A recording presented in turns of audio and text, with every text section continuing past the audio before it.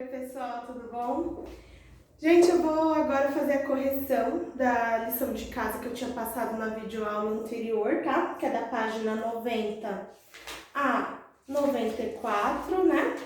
São questões bem simples, então vai ser bem rapidinho, tá bom? Então vamos ver. Leia o texto a seguir e responda as questões. Falta moradia e sobram casas vazias? Entre os vários problemas sociais existentes, como a violência e o saneamento básico, a questão da moradia é o mais significativo. Em nossos lares é que produzimos nossos alimentos, dormimos e nos mantemos limpos e saudáveis. Assim, sem um lar apropriado, nós perdemos uma parte da nossa dignidade. É por isso que os governos sempre discutem políticas públicas para amenizar o déficit habitacional, ou seja, o índice de pessoas sem moradias no Brasil. Hoje esse índice, de acordo com o IBGE, o Instituto Brasileiro de Geografia e Estatística, aponta que aproximadamente 5,8 milhões, ou seja, 5,8 milhões de brasileiros sem residências. O IBGE considera, para chegar nesse índice, a declaração de pessoas que afirmaram não ter um teto na época da pesquisa. No entanto, o IBGE divulgou dados do censo de 2010 que mostram que o Brasil há aproximadamente 6,7 milhões de domicílios vagos. Isso significa, portanto, que existem mais domicílios vagos no país do que pessoas precisando de lugar para morar. Você vê, menino, que coisa, tem mais lugares vazios do que pessoas na rua, né? Então, essa conta não deveria bater, né? Veja, esses dados, essa reportagem, essa fonte de pesquisa, ela foi de 2013. Vale ressaltar que nós estamos em 2020. A gente não sabe como está a atualização desses dados. É interessante procurar. Segundo o texto, quantos imóveis vagos há hoje no Brasil? Facinho, né? 6,07 milhões de domicílios vagos. 2. Segundo o texto, qual o número de famílias que não possuem um teto ou um local adequado para habitar? Simples, é só ler o texto. 5,8 milhões de famílias. 3. Qual o direito que a lei advoga para todos os cidadãos brasileiros? Gente, isso é desde a época da Revolução Francesa, tá bom?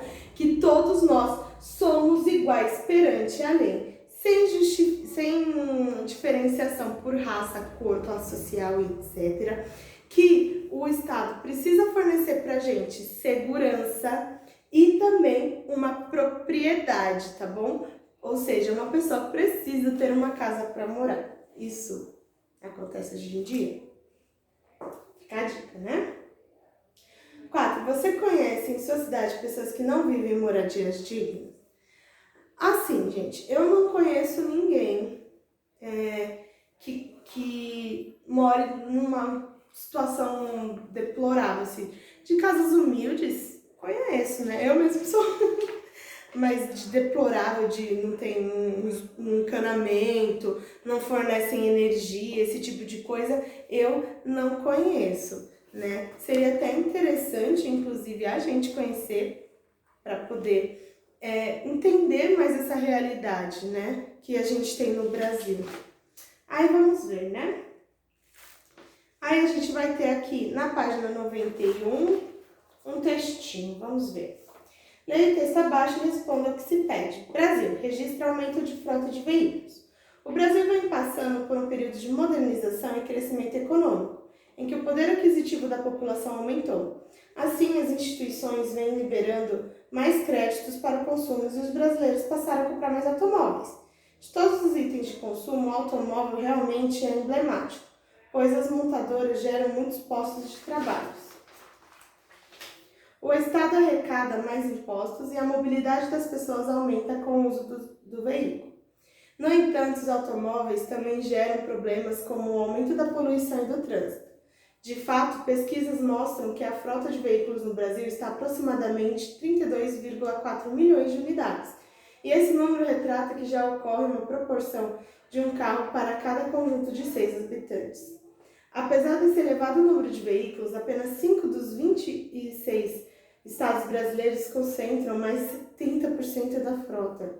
São eles São Paulo, Rio de Janeiro, Paraná, Minas Gerais e Rio Grande do Sul. Especificamente na cidade de São Paulo, o número de veículos em circulação vem trazendo transtornos diários sérios, como o trânsito caótico. Estudos apontam que a cidade de São Paulo já registra a média de 2 pessoas para cada veículo. É muita gente, né, com um carro. E aí o trânsito acaba sendo quase obrigatório, né, de tanta frota veicular que tem. Então vamos ver. Os dados do texto mostram que em nosso país há um carro para cada 6 habitantes. Considerando a frota nacional de veículos, que é de 32,4 milhões de automóveis, qual seria aproximadamente a população do Brasil, né?